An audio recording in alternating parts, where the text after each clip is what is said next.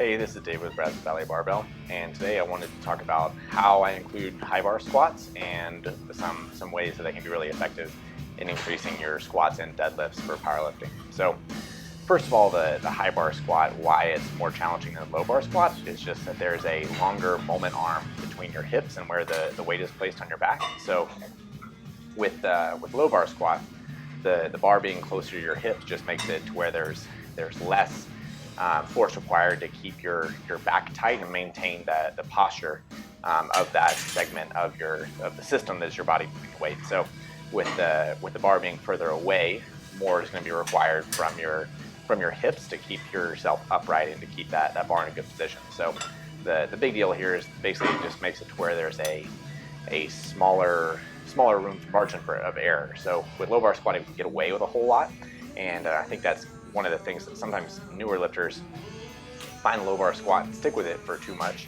because it's easier, because it feels good. But then the high bar squat can really pay off a whole lot in teaching lifters how to be consistent and to do a lot of good reps. So I think one of the mistakes people make though is changing their stance a whole lot. So I squat with a pretty wide stance normally for my low bar squats, and as you see, I'm not changing that stance right here because I want as much carryover as possible to my low bar squat. So obviously the high bar squat can be very challenging on lifters' quads, but I think that's not necessarily what I'm trying to get out of this. I would use it in the same way with a close grip bench press. I want a close grip is all relative. So my hands in just a little bit for this, I don't want to, or for close grip, I don't want to change my squat dramatically, or else it's going to get less and less specific. So I use the same stance and everything.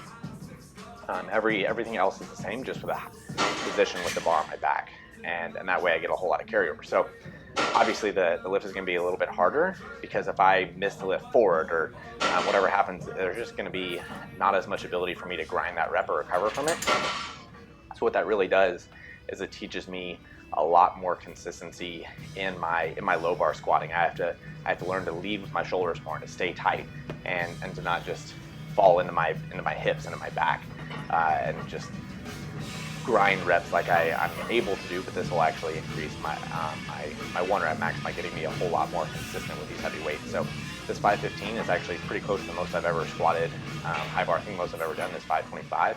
I squatted 625 low bar, so there's a pretty big difference.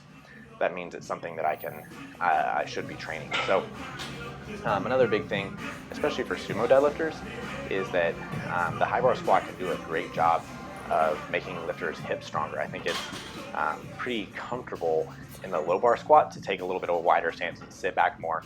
But if I'm using the same mechanics high bar, it's pretty challenging on the structures of the hips. And so in the bottom position of the sumo deadlift, that can really pay off, and obviously the quads being stronger help you get off the floor. Even for conventional, the part right here, and we can see how far away the bar is from my hips. Having to use your upper back more to stabilize that load will transfer a whole lot when we're doing conventional deadlifts or even sumo deadlifts. So I think the high bar squat can be a really, really effective tool in getting both your squat and your deadlift a whole lot more. And I think it's probably a better one for, if we're talking about deadlifts, it can help out sumo deadlifts a little bit more than it's going to help out conventional deadlifts, because the posture is just too different in conventional, but it's still worth time because, like I said, it's a lot more challenging on the lifter's back. So other options would be front squats. Front squats make you work a whole lot to maintain that position, but I think because it's starting to get too far away from competition movements, that depending on the lifter, it may not carry over as well. You know, with this, I seem to get close to a 1-to-1 ratio. If I increase 10 pounds on my high bar squat, I'll probably get 10 pounds on my low bar squat. Front squat doesn't really seem to be that way for everybody. So the good ways, I always do high bar squats before I deadlift. It fatigues me a little bit, but it's not as much weight. So I tend to have better deadlift days after training my high bar squat. So hope y'all like this video. If you have any questions, send me a message. You can email me, David@Brazos Barbell, for coaching or questions. Subscribe to the channel. Thanks a lot for watching.